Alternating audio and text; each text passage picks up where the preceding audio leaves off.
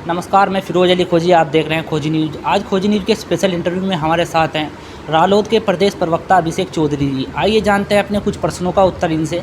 Sir, आपका खोजी news में स्वागत है। धन्यवाद। यूपी में 4.5 वर्ष भाजपा को हो गए हैं और 7 वर्ष केंद्र में होंगे, तो जो उन्होंने वादे किए थे, क्या उन पर खरा उतर पाई है?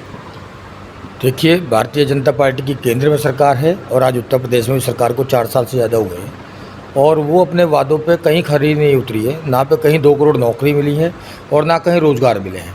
रोज़गार के साथ साथ हर क्षेत्र में केंद्र सरकार भी प्रदेश सरकार भी विफल है और इसका मतलब हर क्षेत्र में कोरोना काल में हर क्षेत्र में सरकार विफल है। बेरोजगारी की समस्या सुरसा के मुंह की तरह बढ़ती जा रही है, तो इसको कैसे ख़त्म किया जा सकता है? देखिए, प्लानिंग के जरिए सब कुछ किया जा सकता है। ये भारतीय जनता पार्टी बिना प्लानिंग की पार्टी है। सिर्फ जुमलेबाजों की सरकार है। भारतीय जनता पार्टी सिर्फ घोषणा करना जानती है, धरती पे कुछ नहीं करते हैं। बिना प्लानिंग के इन लोगों ने काम किया है। तो अच्छे से सरकार प्लानिंग करती, अच्छे से कुछ करते तो उसके निर्णय अच्छे आते। पर ये भारतीय जनता पार्टी ने सिर्फ हिंदू मुस्लिम और मंदिर मस्जिद की राजनीति किया है। इन्होंने कभी विकास और कभी काम की बातें पे कोई विचार ही नहीं किया है। मुझे अच्छी तरह याद है, जब 2014 में नरेंद्र मोदी जी मेरठ में आए थे किसान सभा को संबोधित करने के लिए, तो उन्होंने कहा कि हम यहाँ पे चौधरी चरण सिंह जी के नाम पे किसान कोष बनाएंगे। आज तक उस पर कोई विचार तक भी नहीं हुआ। तो ये भारतीय जनता पार्टी की सरकार जो है बिना प्लानिंग की सरकार है। तो जब प्लानिंग नहीं करेंगे तो आज जीडीपी हमारी कहाँ चली गई, हमारी विकास दर बिल्कुल ख़त्म हो गई। तो प्रदेश की पता नहीं कितना पीछे चला गया। ये रुपया की बात करते कि हम डॉलर के बराबर लेके जाएंगे, आज रुपये की हालत क्या है, अंतर्राष्ट्रीय बाज़ार में हमारी स्थिति क्या है, आज पेट्रोल डीजल की इनकी ख़राब नीतियों का कारण कहाँ पहुँच गया। और आज गैस का सिलेंडर कहाँ पर है, पर इनसे कोई पूछने वाला विपक्ष लगातार बात करते हैं। तो ये तरह तरह की बात जुमलेबाजी करते हैं। आपने बताया पेट्रोल डीजल के दाम लगातार बढ़ते जा रहे हैं, गैस सिलेंडर के दाम बढ़ते जा रहे हैं। इसके साथ साथ सरसों के तेल के भी दाम 200 के आसपास पहुंच चुके हैं, तो आपका इस पर क्या कहना है? देखिए, कांग्रेस की सरकार में कच्चे तेल का जो भाव था वो कच्चे तेल का भाव आज भी है और जो कच्चे तेल का भाव उस समय था उससे भी सस्ता रेट इस समय अंतर्राष्ट्रीय मार्केट में है। परंतु भारतीय जनता पार्टी की सरकारों ने इतना टैक्स उन पर लगाया है कि आज वो 100 रुपये के आसपास पहुंच गया है। और भारतवर्ष के अंदर या किसी देश के अंदर जब पेट्रोल डीजल के रेट बढ़ेंगे उनसे सारी व्यवस्थाएं चरमरा जाती हैं। भाड़ा बढ़ेगा तो हर चीज़ महंगाई। आज देश में हर चीज़ महंगी से महंगी हो रही है। वो सिर्फ और सिर्फ भारतीय जनता पार्टी की खराब नीतियों का उनका कारण है। दूसरी बात, पेट्रोल नरेंद्र मोदी जी ने पिछले दिनों कहा था कि युवा पकोड़े तलेंगे, पकोड़े तलना भी बहुत अच्छा होगा। आज नरेंद्र मोदी जी ने इस लायक भी नहीं छोड़ा कि 200 रुपये लीटर से पकोड़े तल के भी लोग अपने घर खराब करेंगे। तो आज की तारीख में गरीब आदमी शाम को दाल रोटी को अगर वो तेल में छोंक के खा लेता था, आज वो भी नहीं कर सकता है। आज चारों तरफ हाहाकार है और ये सब सिर्फ और सिर्फ खराब नीतियों का कारण है। आपकी पार्टी द्वारा बढ़ती महंगाई को लेकर क्या कदम उठाया जाएगा? हमारी पार्टी ने अभी पिछले दिनों भी अभी धरना प्रदर्शन किया था। ये भारतीय जनता पार्टी किसी को धरना प्रदर्शन भी नहीं करने देती। अब जहाँ पे धरना प्रदर्शन की बात होती है तो वहाँ पे इन्होंने परमानेंट 1 साल नहीं 2 साल से सालों से एक धारा 144 का गलत उपयोग ये करती है। जब कई विपक्ष मजबूती से धरना प्रदर्शन करने का काम करता है तो वहाँ पर धारा 144 का उल्लंघन का मुकदमा दर्ज कराती है। और आजकल भारतीय जनता पार्टी ने पूरे देश में चुनाव लड़ा, आपका बंगाल में चुनाव लड़ा, इतनी रैलियाँ की, इतना सब कुछ किया, किसी पे एक मुकदमा नहीं। पर राष्ट्रीय लोकदल ने मुजफ्फरनगर के अंदर 4 रैलियाँ की, चार धरना प्रदर्शन किए, चारों में मुकदमे दर्ज। और हमारे कार्यकर्ता कहीं भी कोई बात करते हैं तो उन पर धारा 144 का उल्लंघन का मुकदमा दर्ज कर दिया जाता है। तो सिर्फ और सिर्फ ये विपक्ष को मुकदमों से डराना चाहते हैं, परंतु इन्हें ये नहीं पता कि राष्ट्रीय लोकदल मुकदमों से नहीं डरता है। हम सरकार का विरोध निरंतर जारी रखेंगे। एक और परंपरा इन्होंने नई शुरू की है। कल हमारा धरना है तो हमारे राष्ट्रीय लोकदल के नेताओं के घर पे ही आज ही एक फोर्स भेज देंगे, आप घर में नज़रबंद कर देंगे। कल धरना प्रदर्शन हम कर ना पाए तो उसके लिए हमारे नेताओं को रात में गिरफ्तारी कर ली जाती है। मतलब लोकतंत्र में जिस तरह किसान नेताओं का या किसान की आवाज़ का या विपक्ष की आवाज़ का जिस तरह दमन कर सकते हैं, उससे ज़्यादा से ज़्यादा ही भरसक प्रयास करते हैं। ऐसा कोई यादगार पल आपने बताया कि ये पहले ही फोर्स भेज देता है, आपकी गिरफ्तारी हुई हो? मेरी खुद 3 बार गिरफ्तारी हुई है। मैं पिछले दिनों यहाँ धरना प्रदर्शन था हमारा किसान जो हमारा आंदोलन, जिसमें लगभग 400 किसान शहीद हो चुके हैं, दिल्ली बॉर्डर पर जमा हैं। हम लोगों का उनके लिए हमें एक ज्ञापन देना था, हमें धरना प्रदर्शन करना था।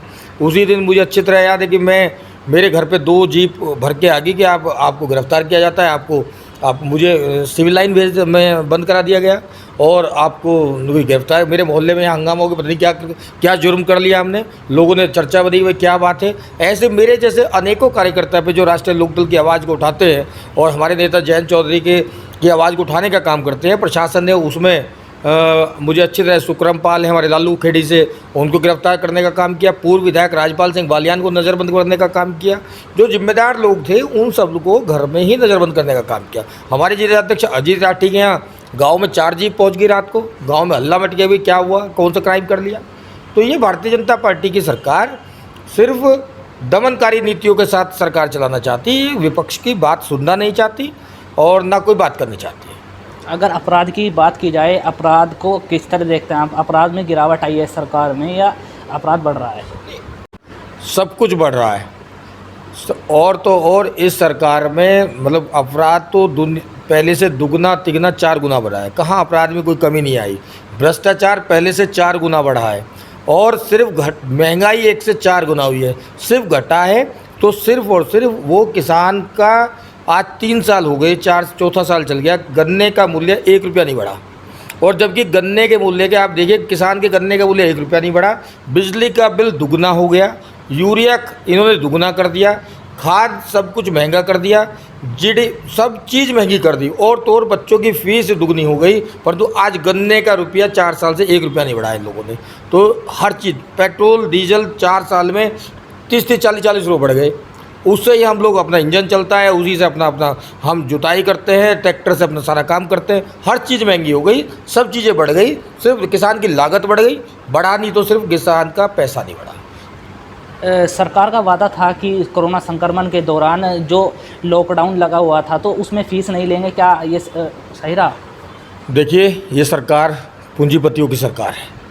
पूरा 1 साल लॉकडाउन चला और 1 साल से अब दूसरा साल लगने को हुए। पिछले मार्च में 22 मार्च को मुझे आज भी याद है कि पहला लॉकडाउन लगा था और उसके बाद मार्च के बाद इन्होंने कहा कि फ़ीस जुमलेबाजी करते रहे, पर कोई एक स्कूल पूरे उत्तर प्रदेश में, एक विद्यालय ऐसा नहीं रहा जिसने 1 महीने की फ़ीस बच्चों की माफ़ की हो। पूरा हंगामा किया। हम लोगों ने कोरोना काल में धरना प्रदर्शन किया, हम लोगों ने मांग की कि आप इसमें कुछ तो कम कीजिए। इन्होंने मतलब ये समझिए कि लाइब्रेरी की फ़ीस, आपके स्कूल में आपके एडमिशन फ़ीस, ट्यूशन फ़ीस और तो और कंप्यूटर फ़ीस, कोई फ़ीस इन्होंने छोड़ने का काम नहीं किया और पूरे 12 महीने स्कूल का फ़ीस देनी पड़ी। आय का स्रोत कोई बढ़ा नहीं। ये पूंजीपतियों की सरकार है, इन्होंने कोई भी किसी तरह की छूट आम आदमी को देने का काम नहीं किया है। अक्सर देखा जा रहा है कि अपराधी थानों में तौबा करते हुए नज़र आ रहे हैं। लगभग 4.5 साल में 125 के आसपास बदमाश ढेर हो चुके हैं। तो बदमाशों की संपत्तियाँ भी जब्त हो रही है, तो आप इसे कैसे देखते हैं? देखिए, मुझे अच्छी तरह याद है, अभी योगी सरकार ने एक लिस्ट जारी की थी। उस लिस्ट में 7वें नंबर पे एक नाम था आपका सुमित गुर्जर। उस सुमित गुर्जर पे पूरे भारतवर्ष में एक NCR का मुकदमा दर्ज नहीं है। उस प्रकरण को सरकार बनने के बाद हम लोग भी चिड़चिटा गांव में की, पंचायतें की और जिस लड़के पे एक भी मुकदमा दर्ज नहीं था उसको 302 पता नहीं कितने फर्जी मुकदमे कर बाद में और 1.5 लाख का इनामी करके उसका एनकाउंटर कर दिया गया। तो उसमें पूरी पंचायतें भी हुई। जब आज हमारे बीच में भाजपा के सांसद बाबू हुकुम सिंह नहीं है, बाबू हुकुम सिंह जैसे लोगों ने एक आश्वस्त किया था उस पंचायत में कि हम इसमें जांच कराएंगे। मैं आपसे वादा करता हूं कि इसमें CBI जांच होगी। और तत्कालीन गृह मंत्री उस समय हुआ करते थे राजनाथ सिंह। तो हम सबको पता था कि राजनाथ सिंह की हुकुम सिंह जी बहुत नज़दीक है, करा देंगे, पर आज तक उसमें एक जरा सी जांच नहीं हुई। और उस लिस्ट में आज सुमित गुर्जर का भी नाम है। जो आसपास के इर्द गिर्द के हमने वो लोग देखे हैं। और एनकाउंटरों का तो ये जब हमने विरोध किया, नहीं तो उन्हें घर से उठाया, गोली मारी और फर्जी एनकाउंटर की बाढ़ आ गई थी प्रदेश के अंदर। हमारे नेता जयंत चौधरी जी ने इस बात को उठाया कि फर्जी एनकाउंटर प्रदेश में नहीं होने चाहिए। क्या सरकार कोरोना नियंत्रित करने में कामयाब हो पाई है? सरकार हर मुद्दे फेल है। कोरोना काल में कहाँ पे इन्होंने कामयाबी पाई? कोरोना काल में इन्होंने थालियाँ बजवाई। हिंदुस्तान में हम लोग रहते हैं, थाली बजा रहे, थाली बजवाई, आपका लाइटें बंद करवाई और उसके अलावा कोई प्रभावी कदम ये उठा नहीं पाए। देश में सैकड़ों हज़ारों लोग चल के पैदल चले हैं, कोई इनकी व्यवस्था नहीं थी, कोई ट्रेन के नीचे आए हैं, कोई ट्रक से कुचले गए हैं और बहुत भूख से मारे गए हैं। बिना प्लानिंग के इन्होंने उस समय बंद किया, उसके बाद कोई नीति प्लानिंग नहीं कर पाए, धीरे धीरे खोला। दूसरी वेव का सब कुछ पता था, पर दूसरी वेव में इन्होंने वादे किए कि हमने ट्रेन बना ली हैं और ट्रेन में उसमें इतनी व्यवस्थाएं हो जाएंगी कि लाखों लोगों का उपचार हो जाएगा, हॉस्पिटल कम पड़े तो हम रेल के डिब्बों में लोगों को भर्ती करेंगे और हमारी सब तैयारी है। जब दूसरी वेव आई और सब लोगों ने देखा कि 15 अप्रैल से लेके 25 मई तक इतने लोग मारे गए, कोई सिलेंडर से तड़पता रहा, हॉस्पिटल में जगह नहीं मिली, पूंजीपतियों का हॉस्पिटल, प्राइवेट हॉस्पिटल में लोगों को लूट मचाई होती रही। मुजफ्फरनगर के हॉस्पिटल में लोग मारे जा रहे थे, 2.5 से 5 लाख रुपए उनसे लिए जा रहे थे। लोगों के मरने के बाद पैसे लिए गए और पैसे उनको वहाँ से उन्हें कोई रिलीफ नहीं मिला। पूरे समाचार पत्रों में छपा, हम लोगों ने विरोध किया। लूट मचाई का अड्डा इस कोरोना काल में रहा और किसी को बेड नहीं मिला। अगर किसी रिश्तेदार को सिलेंडर नहीं मिला, कोई ऑक्सीजन की व्यवस्था नहीं थी, 25 तारीख से लेकर और तो शमशान घाट के अंदर भी जगह नहीं मिली। ये पूरी अव्यवस्था इस सरकार की थी और इसमें पूरा सरकार, पूरा प्रदेश, पूरा फेल्योर था। और नरेंद्र मोदी जी और योगी जी इसमें पूर्णतया इनका फेल्योर सरकार का। आदमी तड़प तड़प के मरा है, ऑक्सीजन नहीं मिली। परिवार का हर आदमी, देखिए आज ऐसा कोई परिवार नहीं होगा जिसके इर्द गिर्द का नज़दीक का आदमी हमारे बीच से ना गया हो। तो ऐसा मार्मिक माहौल 1 महीना जो गुजरा है, ये आने वाले चुनाव में, आने वाले समय में आपको पता लगेगा कि इसमें इन्होंने क्या खोया है।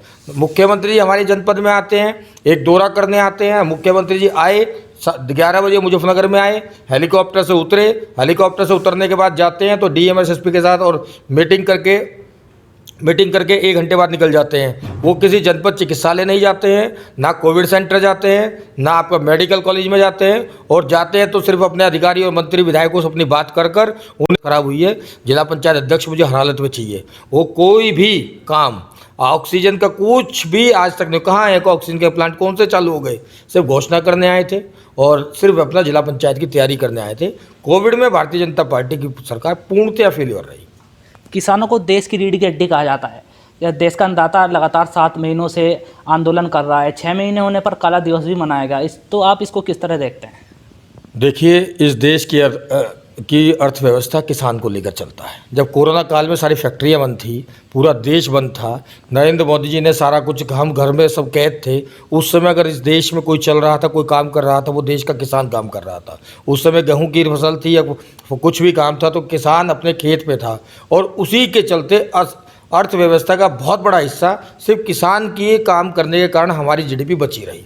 परंतु इस सरकार ने उस समय जब सरकार को कोरोना काल में लोगों को जीवन बचाने के लिए, अर्थव्यवस्था बचाने के लिए कुछ काम करने चाहिए थे, लोगों की मदद करनी चाहिए थे, उस समय जून के महीने में सरकार ने ये काले कानून थोपने का काम किया। ऐसी कौन सी आफत आ गई थी कि उस पूरे खराब समय के दौरान इन्होंने रातों रात अरब, जो इनके अडानी और अंबानी के दबाव में इन्हें जो काले कानून पारित करने पड़े, और उन पर ये हिटलरशाही कर दी कि काले कानून इन्होंने लागू भी कर दिए।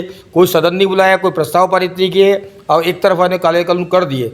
उसके बाद पूरे देश का किसान, इन्होंने सड़कों में गड्ढे खुदवाए, गड्ढे खुदवाने के बाद उन पर लाठीचार्ज करवाया, पानी के वाटर कैनन चलवाए, और जितना उनका शोषण कर सकते थे उनका किया, पर फिर भी किसान हटा नहीं, डटा रहा। पूरे देश का किसान बॉर्डर पे है, और इन्होंने प्लान कर दिया, कई बार लाठीचार्ज करने का प्लान किया, फर्जी मुकदमे भी, 40 संगठन पे मुकदमे भी इन्होंने करने का काम किया। इन्होंने किसान संगठनों को हतोत्साहित करने का काम किया, पर तो किसान न बरसात से डरता है, न सर्दी गर्मी से डरता है। किसान इस देश की रीढ़ की हड्डी है, और वो इसीलिए वहाँ डटा है, और जब तक इनकी मांगें नहीं मानी जाएगी वो हटेगा भी नहीं। इस देश के अंदर कंगना रनौत जब कुछ बोलती है तो कंगना रनौत के लिए तो प्रधानमंत्री ट्वीट कर देते हैं, और कोई आपका सिद्धू कुछ करे, कोई भी कुछ करेगा तो एक प्रधानमंत्री तुरंत ट्वीट कर देते हैं। परंतु 400 लोग शहीद हुए हैं, आज तक प्रधानमंत्री जी ने एक शब्द तक बोलना नहीं समझा। कहाँ चल गए इनकी मानवता इनके अंदर नहीं है कि पूरे आपके देश का किसान आपके बीच में पड़ा है, दिल्ली के सरहद पे पड़ा है, आज तक इनका केंद्रीय प्रतिनिधिमंडल आज तक गया ही नहीं उनसे मिलने। तो सिर्फ और सिर्फ ये सिर्फ हिटलरशाही करना चाहते हैं। ये दोनों मुख्यमंत्री और प्रधानमंत्री जी एक सिर्फ अपना आदेश चलाना चाहते हैं, जो जनता कबूल नहीं करेगी। कई बार मीटिंग भी हुई है इसको कृषि आंदोलन को लेकर, कृषि कानूनों को लेकर कई बार बैठकें हुई हैं। अब क्या वार्ताएं चल रही हैं इसको लेकर? देखिए 13 बार बैठक हो चुकी है कि कृषि मंत्री जी आते हैं और अपनी बात कहते हैं और कहते हैं कि इनके अलावा आप ये बताइए सुझाव क्या है। पहले शब्द जब इनका पहले ये है कि इनमें कोई बदलाव नहीं होगा और ये कानून वापस नहीं लिए जाएंगे, तो फिर वार्ता ही किस बात की। जब आपने बैठते ही कह दिया कि इन पे कोई सुझाव थोड़ा बहुत चेंज आते हैं पर ये कानून वापस नहीं लिए जाएंगे, तो हमारे किसान संगठनों का कहना ये है, हमारे नेता जयंत चौधरी ने कल ही प्रधानमंत्री जी को चिट्ठी जारी की है कि 6 महीने से ज़्यादा हो गए किसान सड़कों पे हैं, इनको आपको मानवता के नाते इनकी सुननी चाहिए। और चूंकि कभी आप कहते हैं कि आप मेरे किसान मेरे से एक को फ़ोन कॉल की दूरी पे हैं, कभी आप कहते हैं कि एक चंद कदमों की भी दूर है, वो आज तक हमें फ़ोन कॉल नहीं मिल रही और ना चंद कदम मिल रहे। नहीं तो ऐसा किसान वहाँ को इतनी बरसात में इतनी सर्दी पीछे चली गई है, उन्हें कोई शौक़ थोड़ी है कि वो वहाँ पे जाके बसे हैं। पर ये भारतीय जनता पार्टी की सरकार, मैंने आपको पहले भी कहा कि ये हठ धर्मिता की सरकार है कि सिर्फ हम हिटलर शाही से काम ले लेंगे। पर अब की बार पाला किसान से पड़ा है और किसान हटने और दबने वाला नहीं है।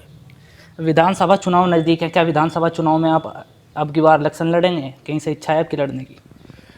देखिए राजनीति में सब लोग अपना प्रयास करते हैं और हमारे राष्ट्रीय नेता चौधरी अजीत सिंह जी इस कोरोना काल में हमारे बीच से चले गए और हम सब लोगों की श्रद्धांजलि हमने दी है और हम प्रण लिया है कि अपने नेता जयंत चौधरी जी को मजबूत करेंगे और राष्ट्रीय लोकदल को मजबूत करेंगे। हमारे नेता को मजबूत करने के लिए हमें जहाँ जहाँ जो भी जिम्मेदारियाँ मिलेंगी हम वो सारा काम करेंगे और अपने नेता और किसान नेता आदरणीय जयंत चौधरी जी को ताकत देने का काम करेंगे। किन मुद्दों को लेकर आप चुनाव लड़ेंगे? राष्ट्रीय लोकदल किसान का मुद्दा, किसान की बात हमेशा करती है। किसान का जितना काम राष्ट्रीय लोकदल ने नहीं किया है उतना किसी ने नहीं किया।